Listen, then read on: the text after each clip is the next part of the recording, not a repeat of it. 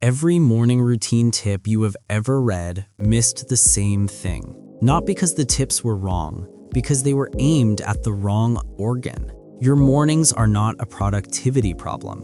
They are a neuroscience problem. And the difference between those two things is costing you more than you realize. Here is what happens inside your brain the moment your alarm goes off. Your body triggers a neurochemical sequence called the cortisol awakening response. Cortisol rises sharply, dopamine receptors open. Your prefrontal cortex, the part of your brain responsible for long-term decisions, financial reasoning, and strategic thinking, enters its single highest performance window of the entire day. That window lasts 90 minutes. Neuroscientists call it the biological productivity peak. Most people have never heard of it, and almost everyone wastes it. Here is the mechanism that makes the waste invisible.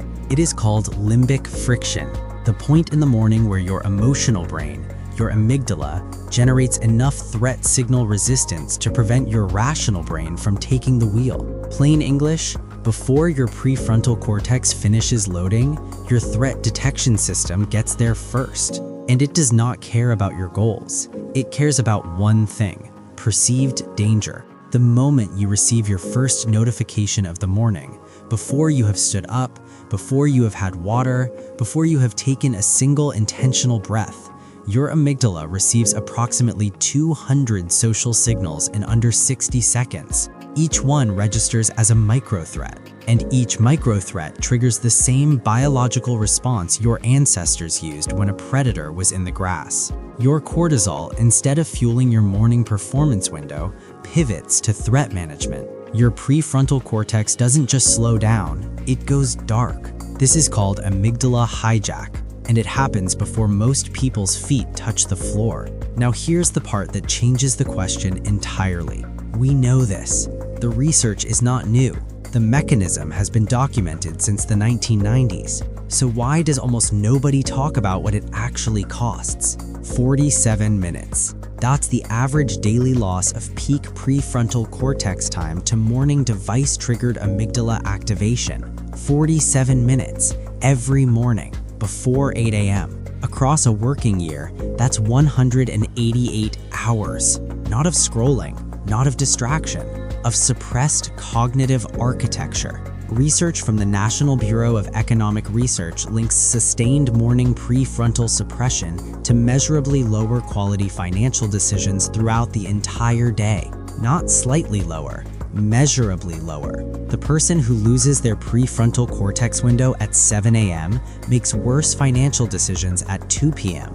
every time. Over a decade, accounting for the compounding gap between clear financial decisions and suppressed ones, behavioral economists place the cost at between $12,000 and $23,000. Not money spent, money that never got decided into existence. Your morning is not a wellness ritual. It is a financial architecture decision, and most people are making it unconsciously before they are even fully awake. Now here's what re-engineering it actually looks like. Not a 5 a.m. wake up, not a cold shower, not a 90-minute routine you'll abandon by Thursday.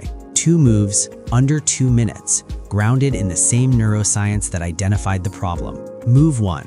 Sensory grounding before signal intake. Before any screen, any notification, any input, name 5 things you can physically feel: the weight of the blanket, the temperature of the air, the floor under your feet when you stand. This is not a mindfulness exercise. It is a deliberate activation of the somatosensory cortex, the region that, when engaged first, creates enough prefrontal stability to resist the amygdala's opening scan. You are not meditating. You are buying your own brain back for the day. Move 2. Set the threat before the algorithm does. Before you open any app, write 1 sentence.